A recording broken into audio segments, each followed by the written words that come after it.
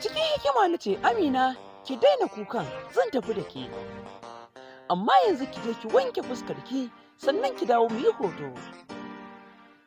Bayan Amina ta je ta wanke fuskarta ne, sai ta dawo. Da ta dawo na kira mai hoto, na ce yi mana hoto. Yana mana hoton ne, sai wasu ɗaliban su ma suka zo suka ce a yi da su. Masu sauraro, barkanmu da warhaka. Barkanku da kasancewa da amintacciya Hausa TV.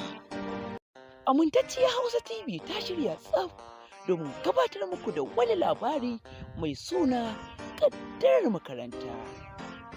Ƙaddarar makaranta labari ne da ya faru a gaske, kuma muke fatan mu gabatar muku shi domin ya faɗakar kuma ya wa'azantar kana ya nishaɗantar. Zai ringa zuwa muku a duk daren ranar Juma'a.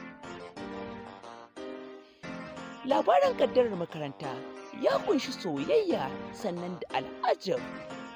Ku dai ku garzaya YouTube ku yi sacin na amintacciya Hausa TV, sannan ku danna mana subscribe, sannan ku danna mana ƙararrawar sanarwa domin sanar da ku sabbin shirye-shiryenmu idan mun ɗora.